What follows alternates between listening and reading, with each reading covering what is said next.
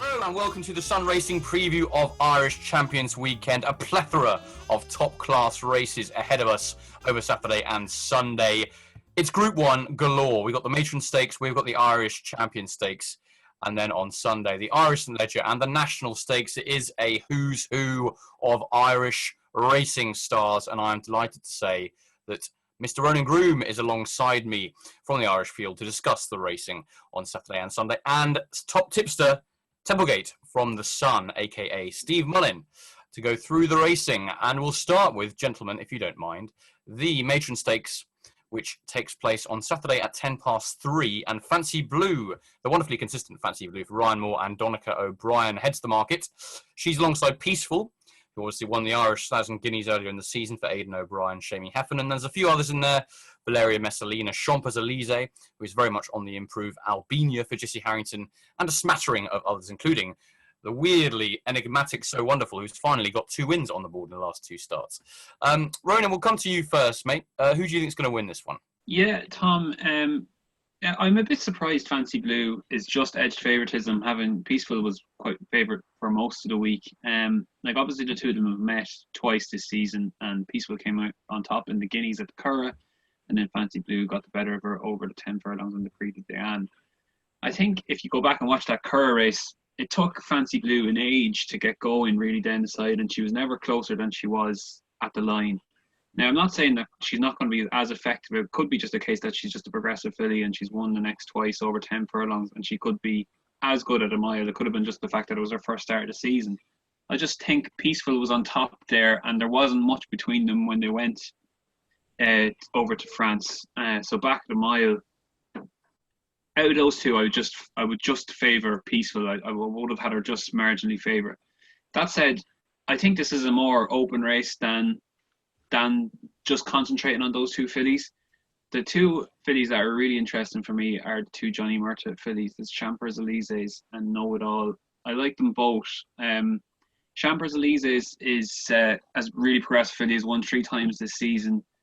She was meant to be sold actually to America, and they kind of eased off for a bit, and then the deal fell through, and then they sent her to Galway for the listed Curragh Stakes, and she bolted up there. So that was actually quite impressive, the fact that they had to stop training her for a bit, and she still bolted up there by 7 lengths. She had a prep run at Gowran there last week, and she won, came clear with a Paddy Toomey filly, and I thought that was a really good run. The pair of them came 5 lengths clear.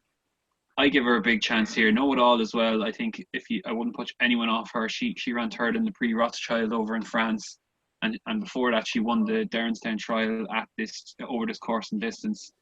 I just think that this is a much more open race than the Champion Stakes, which we'll talk about later on, I guess. But of those two, I take those two Johnny Murtagh fillies, and if you ask me to pick one, I'd go with Champs-Élysées. I think she's really progressive. I think she's around 10-1. That price probably do for me. Great stuff. Champs-Élysées, very progressive, as you say, and Know It All with Kieran Fallon on board. That's a very interesting jockey booting as well. Templegate, what do you think about the race? Yeah, I can't really add an awful lot to what Ronan said there, really. He summed it up perfectly. I've tipped Peaceful for it in terms of I just thought over the mile. The way she won the Guineas was pretty impressive. It was pretty convincing on the day, and I thought it was a great run to get so close in the French Oaks. I thought that was really good. And again, the pecking order for Johnny Murtagh as well. That Champs-Élysées was very impressive last time, and going over a mile for the first time could just help a bit more. Just from a kind of interesting racing point of view, I'd be interested to see how Albania gets on, having been, really fancied for a couple of times this season and not managed to deliver. Be really interested to see how she gets on over the mile again. But I think Peaceful, not a great price, I know, but I think Peaceful over Fancy Blue. But yeah, Champs-Élysées is definitely the danger. Yeah, Champs-Élysées for me at the prices. I think I was mightily impressed by her last time as well. And I also think Valeria Messalina is quite overpriced around about the 16-1 mark. William Buick takes the ride. I mean, she's done nothing wrong so far. That was a really good run behind One Master, who was at the top of her game at Goodwood last time out. And I think 16-1 is overpriced for all that she does have some improvement to find. 340, let's move on to the Champions Juvenile Stakes, which has obviously been won by some very good horses in the past. Cadillac heads the market here for Jesse Harrington at 11-8. Couldn't quite get the business last time, but was very impressive on debut. We also got Van Gogh in there, or Van Gogh, if you're American, for Ryan Moore and Aidan O'Brien. And then there's a kind of who's who really in the market. It's Ides of August 6-1, Liffey River 8-1. No one really knows a huge amount about some of these horses, having had just one or two starts. Steve, you have time to look at this one much? Who do you like in this? Well, I mean, it looks like the futurity is the key bit of form, you would think, wouldn't you? I mean, I'm not revealing anything amazing, and that Cadillac was a bit maybe unlucky there. Had to switch and all the rest of it before finishing off well. I think that was a pretty good run. You know, people who've seen me droning on before know I'm a big fan of Jessica Harrington's, and I think this one, it's the one I've tipped. Mainly because I can't pronounce the other one I quite fancy. Number 9. Can someone pronounce that? Snap, that one. Go on, Rogie. Yeah. Snaps. Just go with snaps. Yeah, go snaps. Yeah. Yeah, I thought that, you know, that ran on as well in the futurity, didn't it? And didn't have the best of runs. And after being pretty impressive at Roscommon, I know it was the ground was pretty soft then. I think one of those two, and I know Cadillacs are. It's not a revelation. It's the favourite. Everyone saw how unlucky it was last time, but it should really be winning this, I think. Cadillac for Steve. Hopefully going to be zooming like a car in the closing stages. Ronan, what about you? I was going to say, you definitely pronounce Van Gogh, Tom, don't you? I actually don't. I do say Van Gogh because I've always thought Van Gogh is very Americanized, but I could well be wrong. And I'll ignore that little slur. Quickly go through. Don't have much to add to what Steve said. I'm a big fan of Cadillac. I didn't actually think he was too unlucky at the Curragh, but I'd urge anyone to go and just watch Cadillac's debut run here. I struggled to think of a more impressive Leopardstown maiden winner. He absolutely bolted up. It looked like he just joined in the race on the at the 2 furlong marker, and he went right away from a subsequent winner. I think coming back to Leopardstown over this course of distance is key for him. The other one that was interesting, I suppose, was Fernando Vici. He's a son of Australia, so you imagine maybe that this might come just on the kind of sire angle there. This might come a bit too soon for him, but I could see him running well. He's another course and distance winner, and Johnny Murtagh's 4 home too. I think Johnny Murtagh could have a good weekend. This is good winner at Galway last time out after running quite well at Goran first month, but Cadillac I think will be difficult to beat back at Leopardstown. Moving on now to the big one, the Irish Champion Stakes at 4:10, which sees wonderful front runner Guy Arth head the market here. 130 is his rating. Very few horses get to that elevated official mark in their careers, and Guy Arth has done it already, and he just seems to be improving it continuously. So it's no wonder he is 11-8 on for this Group 1 contest, for which the course and distance should really suit him perfectly, you would have thought. Japan is an interesting runner, as Ryan Moore has chosen him over Magical, that star mare Magical. That's got to say something, I would have thought. Both of those horses around 9-2. Sotsas at 11-2, very interesting runner for Jean-Claude Rouget and Colin Keane. French Raider, who's got some extremely high-class form in the book. And then 2 outsiders, Armory and Leo de Fury, both of whom have a lot to find. Ronan, Gareth's got it all to... I mean, he's got it... Well, they got a lot to do to beat Gareth, haven't they? But do you think there is anything in the race that can beat him? No. There you go, simple as that. I know. It's... Look, it's just so difficult to oppose now that he's declared. Like, it was a question of will he, won't he all week, and they've decided to come over. It looks like a perfect race for him. You know, there's a small field. He's going to go up front. I previously thought that, you know, Ballyoil might throw in a runner just to go up. But even if you do that, I'm not sure there's anything that can go as fast as him early on. He should get his own way in front. I mean, if you're nitpicking, I guess you'd probably say something like he's been on the go since Dubai. He was out early in the year, things like that. But until you see that happen, you can't really call it, I guess. Look, if you're betting without the favourite or you want to take him on, as you said, Tom, it's very interesting that Ryan Moore rides Japan. Like, the belief they have in Japan, and Mogul as well, who's his brother, they just seem to have this unabiding belief in Ballydoyle that these 2 horses are potentially top class or just haven't got to the bottom of them yet. So that is interesting that Ryan is riding Japan over Magical. Magical looked a lot more obvious. Obviously, won this race last season, and you know she's entitled to get closer to Guyot now at Leopardstown, I think. Sotsas is very interesting as well. Obviously, Jean-Claude Rouget won this race in 2016 with Almanzor. His form is excellent. When you go back to last season, he beat Persian King in the French Derby, and he was third in the Arc. People forget. So I'd say it's interesting that he's coming over, and Jean-Claude Rouget obviously has a bit of history with this race, so it's probably been a target for him long term. I'd probably go with him to chase home Gaiath, but from an overall betting perspective, I don't think it's the race you probably should be watching rather than having a punt, I think. That longevity angle is a really interesting one. I've not really heard anyone say that yet, but you're absolutely right. I mean, he's been on the go for a long, long time now, since the end of February, and you'd have to say that, there's a trainer that can do that, it's Charlie Appleby, but even for him, that's a pretty stiff ask. I mean, we're now in September, so it would be great training performance to keep him at the top of his game, which, as you say, he has been doing so far. Steve, on to you. Same question, really. Can anything beat Gaiath? No, I don't think so. He hasn't had the respect he's deserved, I think. Certainly not from a lot of us in the UK who've done the usual, we only won in Maidan, blah, blah, blah. He was rubbish in the Arc, etc.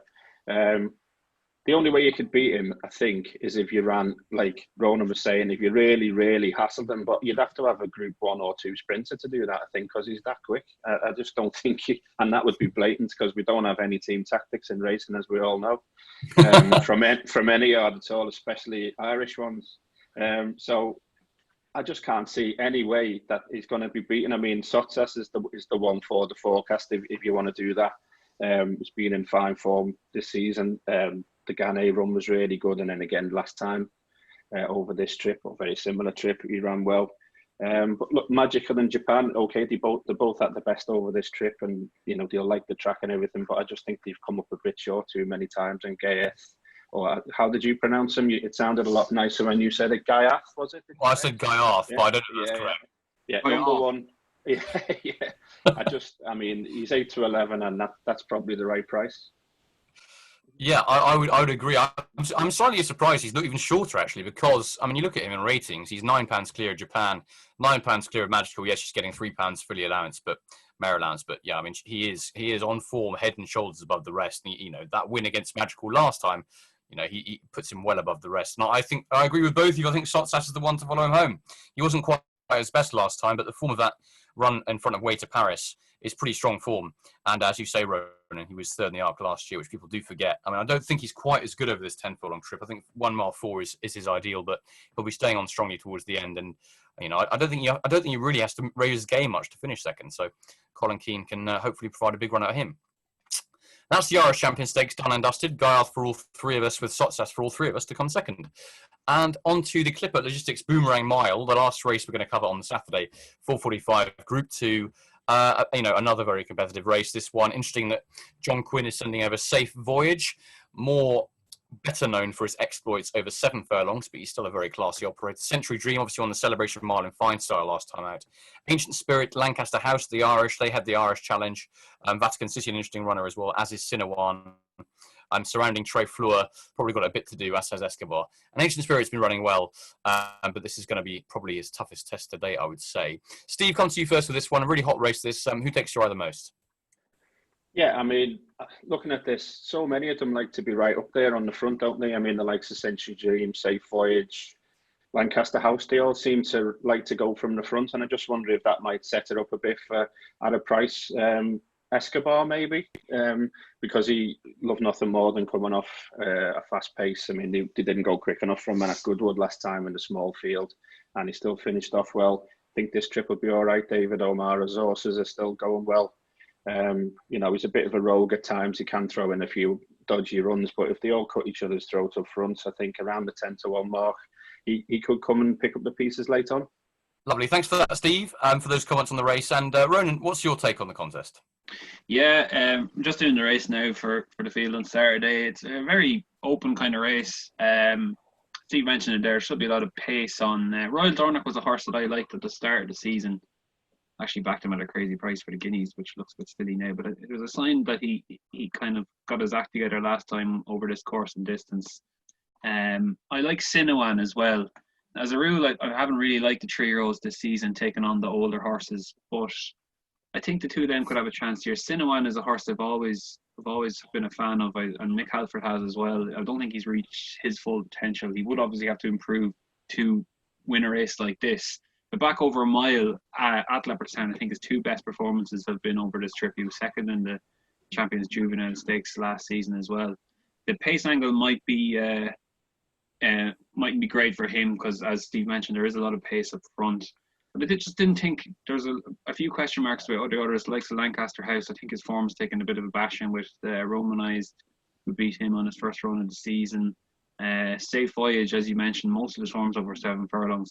He was actually a good third in the QE2 on Champions Day at Ascot last season, which is interesting. They haven't really pursued him much over a mile, so it'll be interesting to see how he gets on. Century Dream, I just wonder, is this, he's like clear ratings pick, but was this always the plan? Maybe was it a case of the jockey's bookings that they decided to come over here because he's turning around quickly? So I just thought Sinewan and maybe Royal Dornoch at bigger prices are probably interesting. Great stuff. Lovely summary there, Ronan. I'm going to go with I quite fancy Ancient Spirit actually at the top. I think he's a very game performer and hopefully he can get an easy lead. I've been quite impressed in this turn, but I do think Century Dream is going to be hard to beat as well. Moving on now to Sunday, where there are plenty of races. We're going to cover 3 of those, heading with the Flying 5. This is a really interesting contest. At the time of recording, we don't know the final runners, but KM Oro heads the market with Glass Slippers up there as well, with Arley there and Make a Challenge. A really competitive heat if they all turn up. Steve, comes to you first. Who do you like in this? Yeah, I think I'd go for Glass Slippers if she comes here. I mean, obviously having the season built around the Labbe again, that's top class form. Ran well in the King George at Goodwood as well. She goes on any ground. This trip's fine. The only kind of slight worry is that obviously Longshomp's the plan, but I mean, she's only had a couple of runs this season, and obviously has got better as the season's gone on before. KM Oro, that was obviously a really good run behind Batash. You'd have to factor in how much she likes York, though. I think she really loves the Knavesmire. A few pounds better there. We'll have to see how she gets on away from home. I'd make Arley the main danger after that Sapphire Stakes win and Sapphire Stakes effort, and the Sandown run as well. Just a horse that seems to be holding its form really well. And you've got, a few others in there as well, the likes of Equilaterals in it as well, could muddy the waters. But when you look at Glass Slippers, proven Group 1 performer, likes this trip, goes on any ground, I think she'll run well. Great stuff. Thanks very much, Steve. Glass Slippers. So Kevin Ryan, an English raider. Ronan, where are you going with this? Yeah, a lot of Irish sprints do go for export to Britain. They're probably not strong in this division, and this race has only actually become a Group 1 in recent seasons. We didn't actually have a Group 1 sprint until this became a Group 1, so I could see it going for export again. Steve mentioned there, KM Oro, most of her good form is at York, and this is very much kind of like an away game for her, whereas Ali has come over to the Curragh earlier this season and beat Make a Challenge. It was probably our best sprinter since sadly Skeptical passed away from Dennis Hogan. So it would be a nice story if Make a Challenge did get it done here. He's mopped up a lot of Irish sprints this season, but I was just taken by the way Ali came over to Curragh and beat him earlier in the season, and he was a good 4th against Batash when he was quite weak in the market before the Nunthorpe. So I thought that was quite a good run. So still a bit of a question mark about who's running, but if Ali comes over, and I don't see any reason why they shouldn't run here, given that he's a course and distance winner, I'd side with him. I am as well. I really like Ali. I was really impressed with that Sapphire win on the wrong side of the track, and it was a fine performance last time out too. So I can see no real reason why he won't run well if he does come here. KM Oro, I think you nailed it on the head there, Steve, with the fact that she's better at York, but you never know. And Michael Dodds is so good with his female sprinters, so she can't be discounted at all. We are not going to look at the Moyglare Stud Stakes because we are, pretty tight on time, actually. So we're going to go to the 410, the National Stakes Group 1, which I have to say, if the big 3 turn up, could be a belting good contest. And I'm really a big fan myself of Master of the Seas. I think this is a fantastically good horse in the making. I was so impressed with his win at Newmarket last time. I think he's got a huge future for Charlie Appleby. And we'll see what he can do up against some, probably much better horses, including Lucky Vega and Battleground, both of whom head the Irish Challenge. Laws of Indices is up there as well. Not quite as good last time, but does have that Group 2 form in the book. And a few others. mostly from the Aidan O'Brien yard, to be perfectly honest. And Ronan, we'll come to you first. I mean, I don't know how impressed you were with Master of the Seas at Newmarket, but I thought it was one of the performances of the season from a 2-year-old. Do you think he's going to be doing the business, or do you like something else in the race? I do like him, Tom. That performance, as you mentioned, in the Superlative Stakes, I think he finished out his race really powerfully. I just think this race, they've gone with the general theme of this race in recent seasons. The market seems to have assumed that it's going to be the case again, which is basically the big Godolphin horse versus the big Ballydoyle horse. You've seen with the likes of Anthony Van Dyke and Corto that year, and last season obviously Pinatubo came over and beat all the Ballydoyle horses. No, that's good point. Yeah, this is like the superpower clash, and that's kind of come at the neglection of Lucky Vega, who has the best form in the race, if you ask me, on pure figures. And on impression, I just thought he was excellent in the Phoenix Stakes. Bounded clear there. He's a son of Lope de Vega, so there's no reason why he shouldn't go well over this extra furlong. And if you're just doing it on pure form and what these juveniles have achieved, Lucky Vega has probably got to be favourite now. Granted, Battleground and Master of Seas are representing literally the top connections of the game. And Battleground has basically been the only juvenile for Ballydoyle this season. They've just not really got it going collectively yet. So that probably speaks volumes for him. He's done a Warfront and Found. So obviously a blue blood bred, and he's been excellent this season in Chesham and then again at Goodwood. So you're clearly respecting him. I just think on the pure form of it, Lucky Vega should have been favourite. So gets my vote from here. Great stuff, Lucky Vega for Jessie Harrington there. Steve, as you said earlier, you're a big fan of Jessie Harrington. Are you going to side with her again? No, not quite. I am a big fan, always have been, but I'm sure she'll be pleased to know that. Charlie Appleby's won it the last 2 years. That might be why Master of the Seas is favourite. But I'm a big fan of the old speed figures, as you know, and the time he did for the Superlative Stakes was a strong Group 1 time, even though that was a Group 2 race. And the way he travelled and the way he just said cheerio, that was fantastic. I mean, we know stays the trip well. I'm sure Lucky Vega will stay as well. Certainly bred for it and shapes like he will, going up from 6 furlongs, and that's definitely the main danger.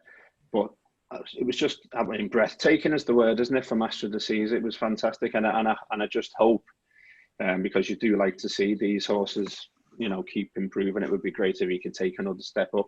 I'm mindful that I keep going on about short prices, so we'll see. I'd give Mason at half a squeak at getting in the frame if he runs. Thought that was a good effort in the Group 3 level last time, and he got bumped about a bit, so I think that was a little bit better than we think. Obviously a massive amount of improvement needed to win, but might run all right at a price. But I think Master of the Seas could be a star in the making. I rather agree with you there, Steve. So hopefully he'll run a big race. Finally, the International Irish St Leger. Look, this is a really hot race if most of these turn up, which they probably won't, but you never know. Fujara Prince, who obviously won the E-Ball recently, keeps improving hand over fist for Roger Verry and be a very interesting runner if he did turn up. We've also got Master of Reality, who won last time out. That was a really good performance, actually, against a very hot horse. Twilight Payment and Sovereign both have big claims too. It's not a lower level, but it's not quite as good a Group 1 as possibly you might see at different parts of the season. And there are a few others in there, but again, O'Brien is a big name in this race. He's got plenty of runners, both Joseph and Aidan. Mark Johnston, if bringing over Naya through, would be interesting as well. And Micromanage is a very intriguing runner for Willie Mullins. I was quite taken with that third last time, so he'd be my pick in the race. But Steve, what do you fancy? Yeah, Fujara Prince, I'm having posters of him made after that E-Ball win. It's like I'm still got a bit of a sore throat from roaring him home. I think that the wife wants new double glazing thanks to him, but we'll have to see. That was again, he's going up from a handicap, albeit the E-Ball, to a Group 1. But if you look at the official ratings, he's pretty close to the top. I hope he turns up and runs because I think he'd have a good chance. He stays, he battles.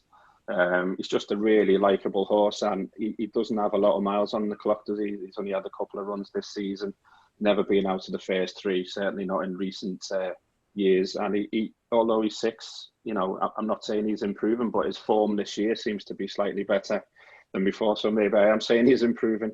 Looking around, again, I realise I keep tipping all the English horses as well. They can't. Nothing wrong with that if they win. No. Well, my surname's Mullen, so I think I'm all right for some Irish credentials. But I do, yeah. Sovereign's not the obvious danger. I mean, well, is he the obvious danger? He is a danger. I mean, he's had such an interrupted career, but obviously is a classic horse. There was, what do you make of that Ascot run? It wasn't terrible, it wasn't great, but if he comes back to his best, he could be right there if he runs. And we'll see I'd be interested to see how Search for a Song gets on over this longer trip. You can put them at Weld on my other list of favourite trainers. I think the horse that won over this distance before, as we know, and was run over 1.2 miles last time, should be spot on now. So there's the danger, but I think Fujara Prince, if he turns up, I hope and I think he will win. Lovely stuff. Fujara Prince to continue his fantastic season so far. Ronan, are you with the English or the Irish here? Oh, I'm with the Irish, of course. As always. Yeah. No, I was joking.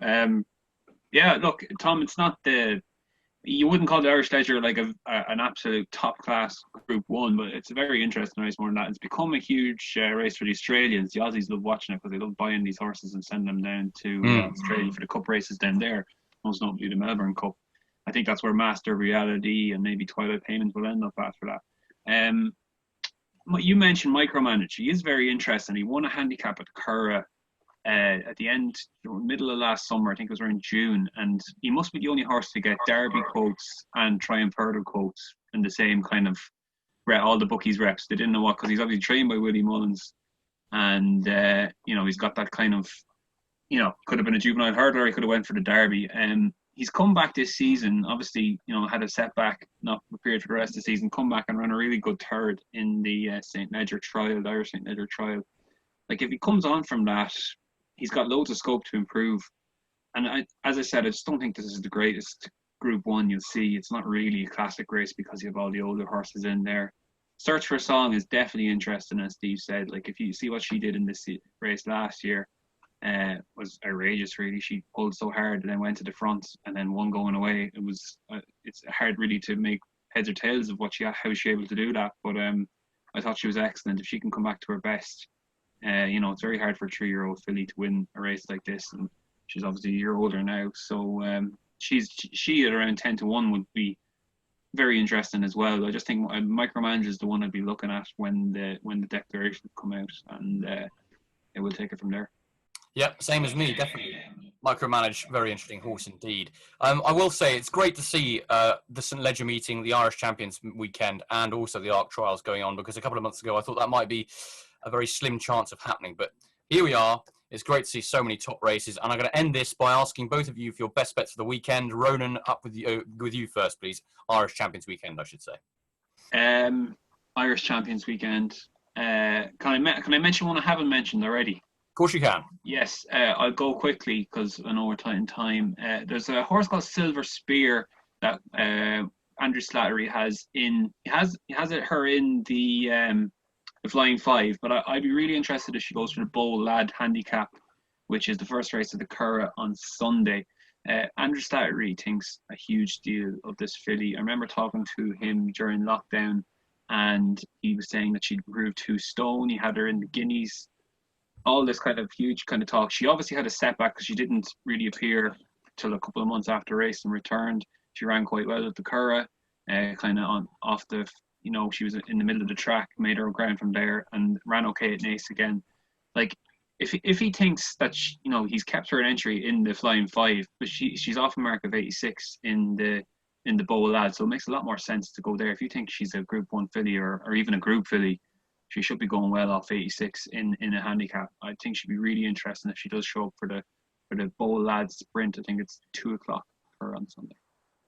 Great stuff. Fascinating pick, that one, for Andrew Slattery, a trainer who I greatly admire, I have to say. And Steve, what about you? Well, the horse I'm most looking forward to seeing is definitely Master of the Seas in the National Stakes. I know it's not a huge price or anything, but I hope it comes over and hope he runs really well. Yeah, I'm the same with you. He's the one I'm looking forward to seeing most, Master of the Seas. Hopefully we'll see another Pinatubo in the making. Steve and Ronan, thank you so much. Really in-depth preview there, and hopefully some winners as well. It's going to be a cracking weekend, both in England and in Ireland. So yeah, thanks very much indeed. And I'm sure we'll see you very soon. Love it.